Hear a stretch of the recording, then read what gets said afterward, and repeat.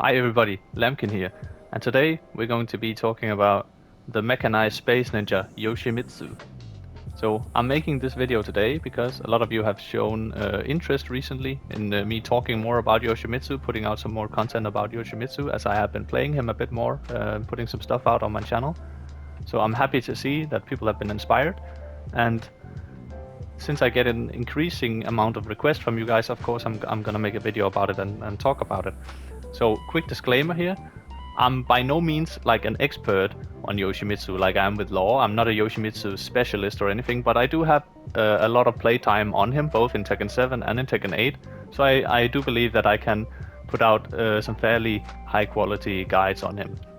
And so that's what I'm trying to do today. And the guide today is not going to be a full guide on Yoshimitsu or anything, otherwise this video would be like 5 hours long at least. It's just gonna be like a general breakdown. We're gonna go into his strengths and his weaknesses.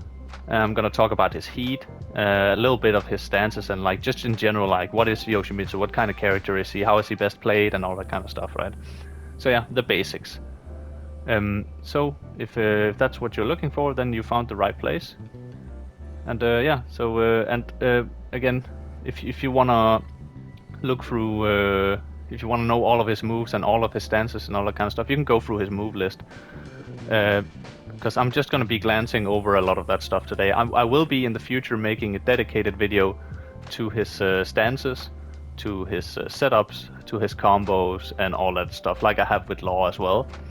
So yeah, again, if you wanna learn about Yoshimitsu today, strap in, get yourself a cup of coffee maybe or something, and let's have a look at it. Alright, I think a good place to start with Yoshimitsu is to talk a little bit about his identity, because his identity also plays into his strength and his weaknesses. So Yoshimitsu is very much known as a very eccentric party character with a lot of tricky stances and setups and unblockables and all that kind of stuff, and that is definitely true.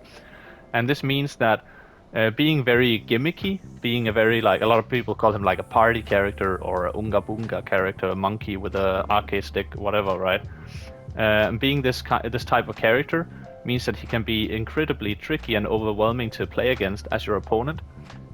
The thing with knowledge check characters and gimmicky characters is usually that fighting someone who doesn't know your character becomes like a big advantage for you, but fighting someone that really knows the matchup becomes like incredibly hard and frustrating for you. So that's a big upside, downside, depending on the character you play. So the one big advantage you had as a Yoshi player in Tekken 7 is that, well, he was very unpopular in Tekken 7, comparably speaking, right? So a lot of people didn't know the matchup. In this game, however, in Tekken 8, he is much more popular, so the chance of you running into someone who knows the matchups and knows your setups and all that kind of stuff is a lot higher, can make him a lot more tricky to play in this game. Yeah, and another thing is when you have a lot of gimmicky stuff, a lot of party stuff, a lot of unblockables and stances and stuff, what you usually lose as well is your fundamentals. And for Yoshi, losing his fundamentals comes out in the form of his punishment. His punishment is not the best. His block punishment is certainly not something to write home about. You have to be very creative punishing. You have to like duck punish with flash. You have to, when you're no sword stance, you cannot while standing launch people. So then you have to, like, when you block people on stagger block, you have to do like full crouch moves or something like that instead, right? Yeah, your punishment is basically very bad with Yoshimitsu, and you are in a very tough position when you're fighting someone who knows a matchup. So that's some of the big weaknesses you have with Yoshimitsu. And also a big price that these gimmicky characters play most of the time is the damage. Now, this isn't as true in Tekken 8 as it was in Tekken 7, although it is slowly becoming more true in this game, because Yoshi had a really good damage, like some of the best damage in the game actually on launch in Tekken 8, but this has seen quite a couple of nerfs already since launch, and mostly this was due to the flash nerfs, the damage dealt with flash, the range of flash, making it possible to do like lots of multiple flashes and combos and stuff, like broken combos, giving you broken damage, healing you a lot as well. But this has been nerfed quite a bit, so it isn't as much big of a problem anymore, at least not if you're facing Yoshimitsu. So yeah, those are kind of his strengths and weaknesses, and now let's go into a little bit more of the specifics of them. Now, again, I'm not going to go through every stance and every move, but I think it's a little bit difficult talking about Yoshimitsu's punishment in details without talking a little bit, at least, about kincho stance and no sword stance, because these stances greatly affect his punishment. So, for example, no sword stance, you can enter manually by doing back 1+2, like this. And kincho stance you can enter manually by doing 1+2, like this. And you can also do kincho stance in sword stance or no sword stance. It doesn't really matter. And there's also a couple other ways to enter these stances. I'm not going to show all of them, but for example, you could do down 2-2, hold back to enter no sword stance. You can do back 2 and then into 1+2 to enter kincho, or back to 1, like this. Now you could do while standing 4, 1+2 to enter kincho, or while standing 4, hold back to enter no sword stance, and this doesn't have to connect.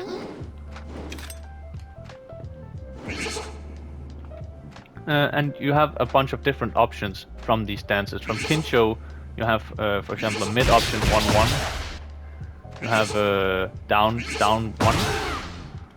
You have kincho free, which gives you a guaranteed up back 1+2. Fastest attack you have from kincho is a flash. You can go into some different setups, Dragon Manji. You have some different options. You also have a heat engager in forward 2. This is a high, safe on block heat engager that also wall crushes. And no sword stance, a lot of the properties on your moves will change as well, and which will affect your punishment. So let's talk about his punishment. Alright, now let's look at some block punishment. For anything that's -10, you got 1-1. It's a pretty okay chunky 10 frame punish. Anything that is -11, 12 or 13, you're gonna be using preferably 2-2, like this. This is a pretty good, this is probably one of his best punishes. And the reason for this is you do have a, so this is -12, right? You do have a 12 frame punish, but you don't really have a 12 frame punish. So this, whatever this thing is, it is comes out at 12 frames. But only the first 2 hits are guaranteed, and he does have whatever this thing is. But again, that's not guaranteed or anything. It's not. This is not really a punish. Don't ever use this, please. You'll have a 13 frame punish as well. Let's see. Which is down forward 3-4. This one comes out at 13, and it does give you, as you can see, more damage than 2-2. The thing is that down forward 1-3, it although dealing more damage, it resets the neutral game basically. You see the pushback, and you're only +4 at range here. So this is if you need to close out the round, if your opponent is low health, and if this will kill, for sure use this. But if not, I would suggest you use 2-2 instead.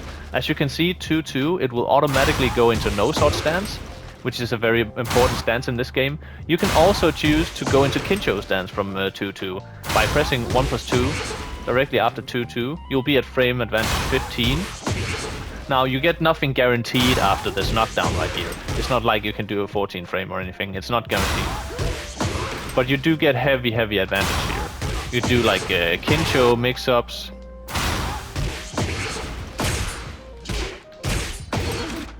And again, you get into no sword stance.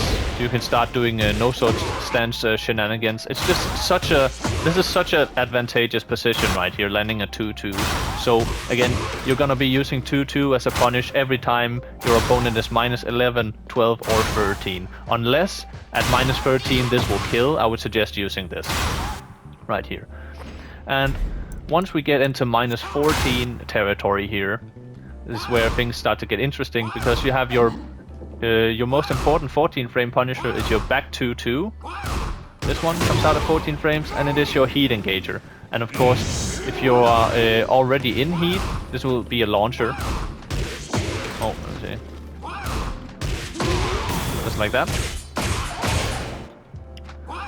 So yeah, this is your 14 frame punish right here. Now again, I don't know why you would do that with this when you get guaranteed damage, but you could do like back 2 into kincho mix or something. But I suggested doing back 2 too. Right. And now in terms of 15 frame punishes, which is your launchers, you have a couple different options. You got the down forward 2 right here. Pretty good range. A lot of characters having trouble at launch punishing this move right here with down forward 2, but Yoshi can do it easily. Has a pretty good down forward 2. You also have up forward 3. You gotta keep in mind the difference between hop kicks and down forward 2s is that down forward 2, at least this down forward 2, there's a couple different ones. If you're down forward, the rule of thumb is if your down forward 2 launches crouching opponents on normal hit, it is minus 12. But characters that do not launch on crouching opponents, like Yoshi and Law and stuff like that, it's safe on block. But this up forward 3 will launch a crouching opponent, and it will evade lows, of course, as it is a jumping attack and all that kind of stuff. But as you can see, the range on up forward 3 is a lot poorer than down forward 2. So for block punishment, I would always use down forward 2, and probably for like whiff punishment as well, right? Alright. Another very important punishment tool you have with Yoshimitsu is the flash. So there's a lot of situations where you can block. I'm not gonna go into all of them in this video, of course, but there is some situations in this game where you can block punish or whiff punish, duck punish with flash in this game. For example, Law's Shaolin spin kicks, you can easily punish by ducking and flashing him. Horang's down 3-4 is also one move that basically moves where your opponent is like very close to you, because flash has a very poor range. So let's talk about flash for a moment actually. Flash has a very poor range. Sometimes you have to be at quite an angle in order to be able to hit people. They have to be very close to you. They have to like pretty much be pressing into you for you to connect your flash. Because again, the poor range. Now flash comes out at 6 frames, and it is on normal hit you'll be plus 14, as you can see there, and that gives you a guaranteed back 2-2 like that, guaranteed heat engager. And in no shot stance it comes out at 8 frames instead, but it has increased range. As you can see now, I can just run up and flash him like this. Now flash is minus 15 on block, it's launch punishable, so don't just run up to people and flash them in their face.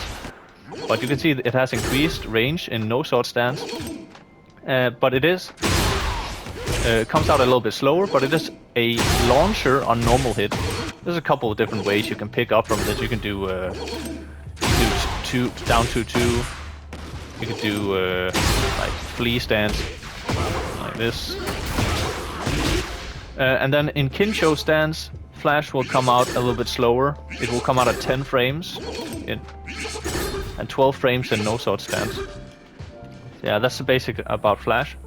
You can punish spring kicks with flash. You can punish like yeah, again, duck punish stuff like Shaolin spin kicks and Horang's down 3-4, all that kind of stuff, right? It's very matchup specific and character specific, so we might get into that in later videos, but just know that it is possible to do. Yes. Now, in no sword stance, your punishment changes a little bit, because now you have a knockdown, guaranteed knockdown in 1-1. This will also this will give you a great oki. You can run up and do a forward 1+2. It isn't guaranteed, they can stand up, but they can pretty much only stand up or side roll left, I believe it is. So yeah, knockdown into oki, and you get 2-1. This is a move that is exclusive to no sword stance. It also give you a great Oki. The only thing here they can do is stand up. So I suggest after landing this, more often than not, you're gonna be able to just run up and do a forward 1+2 on your opponent. And now this becomes very interesting at the wall as well. Let's go there real quick. So this won't wall splat or anything, at least not reliably. But 1-1 is a wall splat in no sword stance.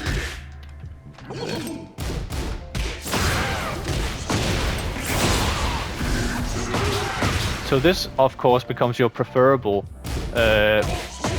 punishment in no sword stance or in heat as well. See. Because indeed, in heat, even in normal sword stance, it will still wall splat. So that's quite strong in heat. Now Yoshimitsu, he does not have a 12 frame while standing punish. He does not have a 13 frame while standing punish. So for anything that is -11, you're gonna do while standing 4, and again you can do while standing 4 into no sword stance or kincho mix up. And likewise, anything that is -12, you're gonna do while standing 4. -13, you're gonna do while standing 4. So you see very weak while standing punishment. Of course, you do get like mix-up potential and stuff, but nothing is guaranteed here. You're taking a risk if you want to go into like kincho mix-ups and stuff, right? Now, if you get -14, you can do while standing 1-2. This is pretty okay beefy, like definitely not the best while standing 14 punish here, but I mean, I guess it's fine. I don't really ever use this. So, and of course, if you are if they are -15 or more, you could do hop kick here, or you could do while standing 2-1. Right. Now, you do have some other options. Now, again, this is more risky, it's not guaranteed or anything, but let's say that, for example, -14 here. Instead of going for, it could be even lower than that, it could be -12 maybe.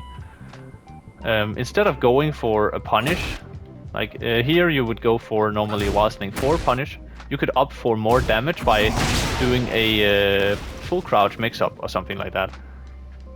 You could do like full crouch down forward 1 to try and get a launch instead, right, of a punish. So this is where the fact that your while standing punishment is so bad here means that you're gonna have to be more creative trying to punish your opponent.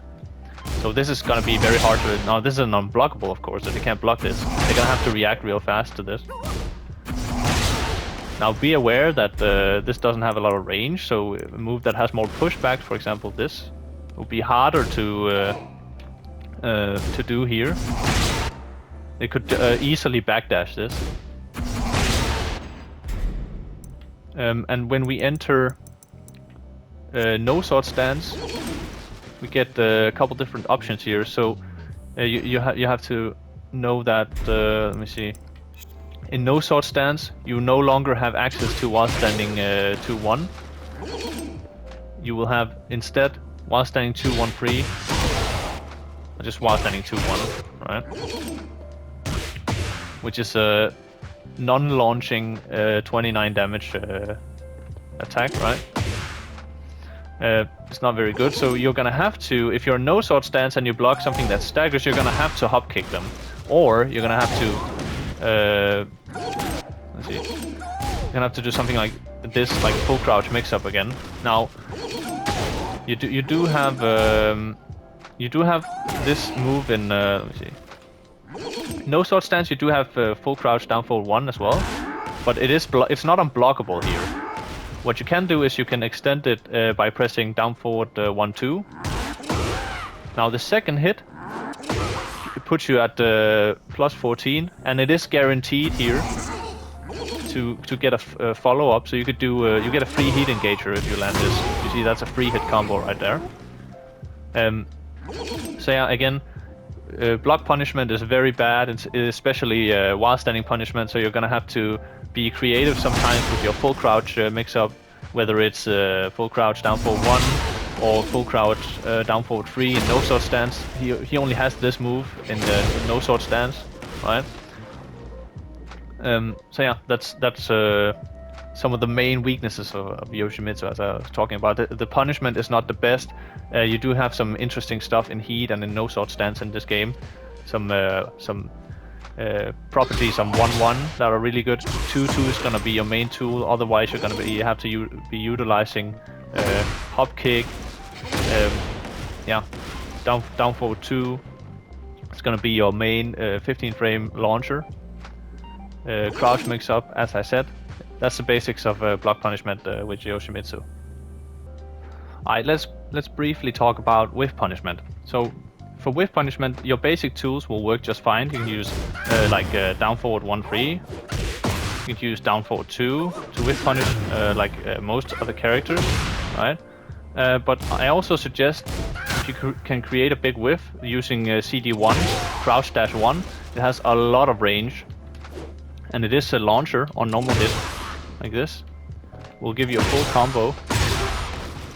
And this is especially well used for when forcing a whiff with Yoshimitsu. You have one very important tool you have is back 3 or back 4. It's the spin. It will cost you a little bit of health, but it is a incredibly fast sidestep with a pretty decent recovery, and it's brilliant for evading and whiff punishing. So I can give you a couple examples here, and you can use your basic tools back 2-2 to punish this. This is gonna be also depend on what's the recovery frames of the attack you are trying to whiff punish, right? You might not be able to get a full launch here, but CD1 is really good for launching people at very great distance. This is close enough. You could just do down forward 2, right? But again, down forward 1-3 or back 2-2 indeed. This would be your basic whiff punishment tools with Yoshimitsu. Now, I think CD1 is a great transition to start talking a little bit more about some of Yoshimitsu's strengths. And his strengths has always been pretty much okizeme and wall pressure and stuff like that. And CD1 is a really good okizeme tool. It pretty much resets Oki instantly, so your opponent kind of like has to tech roll. Now again, CD1 is launch punishable in and of itself. You can go into kincho after CD1. It won't give you let's see. So yeah, it's minus 17 CD1. If you go into kincho, you're minus 6, but there's nothing really. Fast attack you have from kincho is of course the flash that comes out at 10 frames in kincho stance, right? And you don't really have anything in kincho that will beat your opponent at minus 6, so you're kind of at no matter how you slice or dice it, you're kind of at a disadvantageous position if your CD1 gets blocked. I feel you might be safe doing like a forward 2, something like that. But if your opponent knows the matchup, don't go ahead and spam CD1 or anything, at least. Now, yeah, again, back to okizeme. Okizeme, CD1 is a really good okizeme tool. Forward 1+2, new move in Tekken 8 is such a good okizeme tool as well. You already seen me use it after no sword stance, 11 frame punish, 2-1. Again, it's not guaranteed, but if people don't stand up, if they don't side roll left, they will get hit by this. Same after 1-1 in heat or no sword stance. You can run up, do forward 1+2. The thing about forward 1+2 is it kind of resets neutral. As you can see, CD1, it will reset the okizeme situation, and forward 1+2, it will reset neutral like this. Now, where these really shine is at the wall. Let me see. Yes, let's see. This is one of Yoshi's strengths as well. probably his biggest. His wall game is incredibly strong. This is due to his okizeme, but also because of his like unblockable setups and stuff. And if you played against some good Yoshimitsu players, you probably felt the wrath of someone going ham at you at the wall with Yoshimitsu. It's definitely not fun, at least potentially. So let's go over some stuff here. So I'm not gonna go over like optimal wall combos and stuff, but for example, if you get a high splat, a lot of Yoshi players they'll do like something like this, right? If you get a low splat on the wall, you can do forward 1+2, or you could do CD1 as well. You will notice that if I do it on a high wall splat, nothing will really happen. They will just keep sliding down at the wall. But if you get on a low wall splat, see there, you see how it flips them on the ground and puts them in a oki situation here. You do this with the CD1. You can do it with the forward 1+2, and this becomes a very dangerous position for your enemy, because again you can keep resetting the oki situation as many times as you like until they start getting up correctly or whatever, right? So one thing I like to do a lot of the time is you can do forward 1+2 into the unblockable. People stand up into that, they can't really do anything, but they will get hit by it. And if you suspect that so that's a basic mind game at the wall here, is that of course if you want to go for max damage, guaranteed damage, you do like 3 to 1+2, something like that. But if you want to go for potentially more damage, you go for a wall setup and an okizeme setup, something like that, right? So you would do forward 1+2 at a low wall splat. And again, the mind game is: do they stay on the wall? On the ground, or do they get up? If they stay on the ground, you just do CD1. Oh, sorry. You just do CD1, and if they get up, if you suspect they get up, you could do an unblockable, something like that, right? And if you suspect that they're gonna stay on the ground and then eventually get up, right? You could do CD1 into unblockable, something like that. Okay, we're gonna talk more about setup specifically in another video, but just know that this exists, and this is one of the reasons why Yoshimitsu is good at the wall. This is one of his main strengths. His okizeme, his wall game, is all incredibly strong. Now, another way to create an Oki situation at the wall is you see a lot of Yoshi players do this as a combo ender on a mid wall splat or a high wall splat. You can do 3-4 into Dragonfly 4, like this. You'll see it also flips them over on the ground, backside up, creating. You can do the same kind of flow chart here, right? As I showed you before. This is also pretty good, especially as I said, as a combo ender at the wall. If you're in sword stance, you could also do something like this. Oh, sorry. This last hit in flea stance, you do back 1-1-1-1-1 into flea stance. This is the last hit. It's guaranteed, and now you get a mix-up here in flea stance.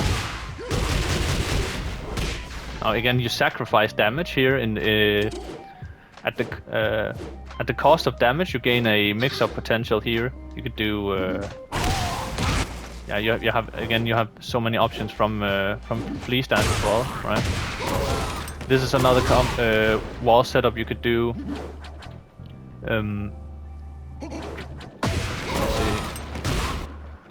Yeah, up forward 3+4, 1-4 back into this, right? Also very strong. You see the potential of Yoshimitsu at the wall right here. Yeah, almost endless possibilities, and that's one of the strengths of Yoshimitsu is very gimmicky, very a lot of setups and knowledge checks and stuff. Yeah, there's so many things you could do in terms of setups and Oki situations and on block balls, all that kind of stuff, right? So mastering this again, it should be said, I think, about Yoshimitsu. A lot of people mistakenly think, in my opinion at least, that he's a very hard character to play and a very hard character to learn. And I will say this, my opinion is that he is very easy to play. This might sound like a controversial opinion, but don't get me wrong, Yoshimitsu is a very, very, very easy character to play. It's not a lot of high execution or anything. It's just that he's very complicated to play sometimes. He's I would put it like this: he's complicated to learn, but once you do, it's easy to play him. He has such a long move list. I think he probably right now in the game has the biggest move list of any character. So there's just the sheer quantity of things that you have to learn or can learn. You don't have to learn all of it, of course. But the sheer quantity of stuff that you should learn with Yoshimitsu is just so much that it can be very daunting. It can take a long time to master him. In fact, it will take a long time to master him if you truly want to master him, right? But the reward is that he's just, once you do, it's just incredibly fun to play him and incredibly rewarding to play him. When your setups work and you start to you will lose probably a lot in the beginning when you play Yoshimitsu. But in the future, long term, you will have a lot of fun playing this game, I think, if you play Yoshimitsu and if you play him well and you learn a lot of stuff with him. I learned kind of the same thing playing Lei Wulong in Tekken 7. Another character that's very stance heavy, has a lot of stances, he's a very knowledge checky, very gimmicky character as well, has such a long move list. It takes a long time to master him. He's very complicated to learn and complicated to master, but once you do, very easy to play and very fun to play as well. And it's kind of the same thing with Yoshimitsu, I feel like. Now let's get into heat. So heat is pretty much the most important mechanic in this game. So it's very important for a character that you have good heat tools. And Yoshimitsu has some good heat tools. He has some bad heat tools, or not. I wouldn't say bad heat tools, but there's pros and cons about his heat. I would say overall he's pretty strong in heat. He has some good heat tools.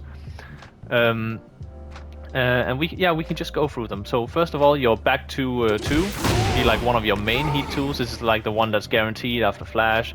It's guaranteed after like 1+2+3 and counter hit.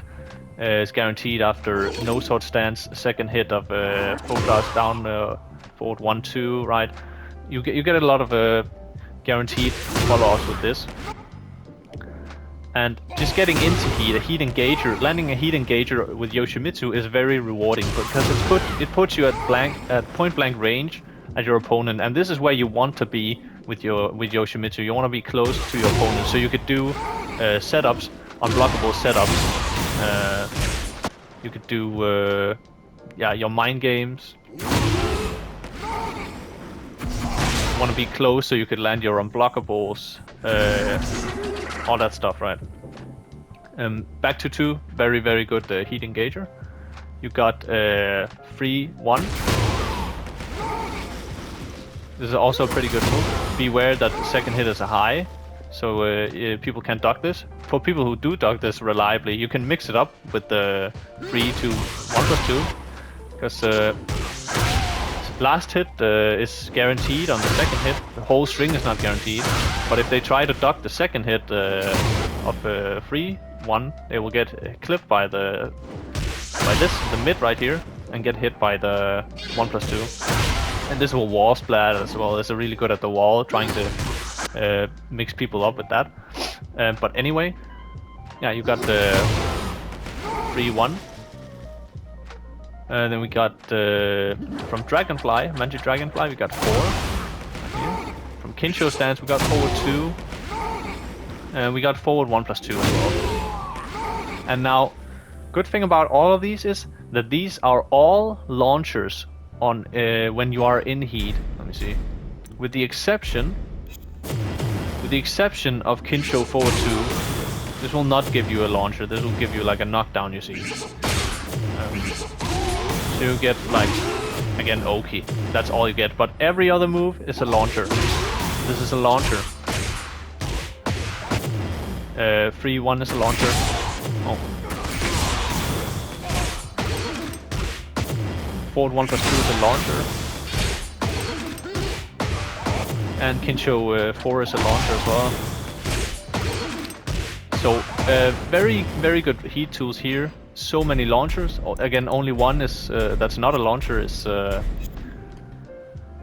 Kincho forward 2.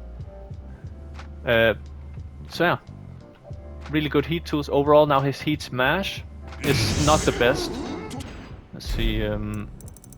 comes out at 18 frames, I believe it is, right? Yeah, 18 frames, so it's one of the slowest ones. A mid 18 frame is very, very slow. You won't beat anyone else's with this, pretty much. You do get... you have a couple options here on block, for example.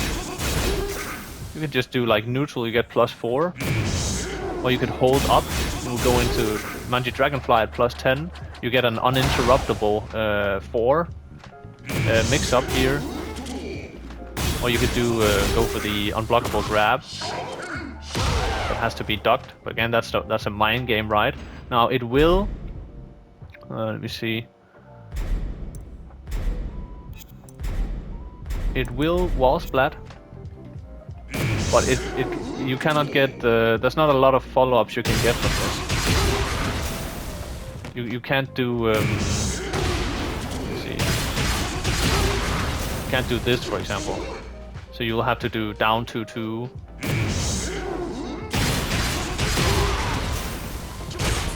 Like that. And then you get into your wall pressure, right, as we talked about before. So, pretty good, pretty okay, man. It gives you wall splat. Not the worst thing ever, right? It will do a wall break or a hard wall break as well. But overall, I would rate it at A.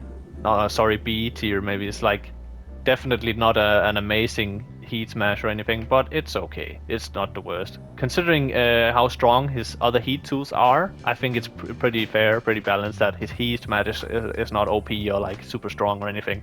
It's definitely not like Devil Jins or Juns or Laws or anything like that. Nothing crazy, but it's okay.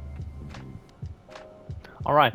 As we are nearing the end of this breakdown, I just wanted to briefly talk about some of the more important moves that Yoshimitsu has that we haven't really talked about yet, or that we haven't talked enough about yet. So let's start by talking about down back 3. Down back 3 is probably one of Yoshimitsu's most important, if not his most important low poke. First 2 hits are guaranteed on hit. You can do up to 6 hits, and he will like collapse on the ground after the last hit.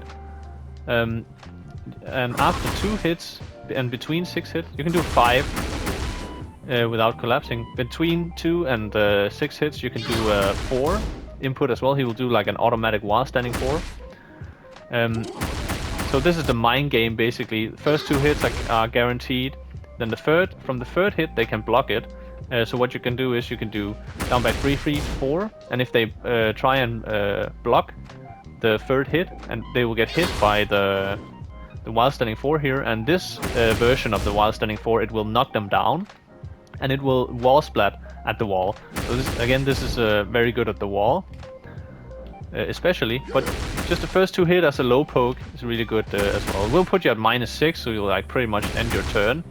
But what you can do is also this will recover in crouch, so you can do like down back 3-3 into full crouch mix-ups, something like that, right? Yeah, very useful. And again, from this version of while standing 4 right here, you can also go into no sword stance automatically, or a kincho stance if you so desire. So yeah, very useful.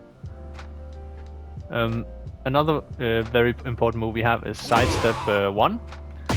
It's very good to use in the neutral as well. It has a lot of evasive properties in it. It is a sidestepping move, so it does have sidestep properties, of course. It does have a lot of crushing ability as well, as you can see from this animation right here. And it is a launcher on counter hit. So that's a very good move as well. Now we have full crouch down forward 1. I have talked about this a little bit before. Now a little tip with this move. Instead of doing the full crouch down for 1 input, you can actually do this faster by, when you are in crouch, doing down back to back 1, like this. Let me see. Oh. Just like that. If you look at my input right here. And this is especially useful when you do it after moves that recover in crouch, such as down forward 3, for example. I use this move a lot, like Laws while standing 4 in this game as well, because it gives you a lot of different possibilities. This move will recover in crouch, So you can see if I just spam 4 after doing this, he will automatically do like a while standing 4 because he's recovering in crouch. And this means that you can do mix-ups like down forward 3 into full crouch, down forward 1. But again, a faster way of doing this would be the quarter circle back 1 kind of input, like this. You can buffer it a little bit so it comes out pretty much immediately, like this, you see? Just like that.